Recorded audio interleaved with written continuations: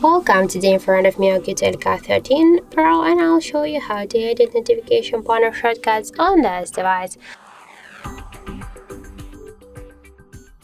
So let's just first open notification panel, and now just if you want to add here more icons or remove or just some of them or just to change their positions, we can click here on this edit icon.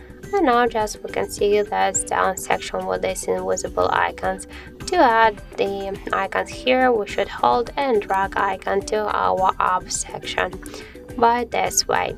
And if you want to remove some icons by the same way, just hold it and drag it. And to change the positions also, just so simple, hold and drag icon. And to save the changes, just click here to go back, and that's it. So thank you for watching, and if you find this video helpful, don't forget to leave a like, comment and to subscribe our channel.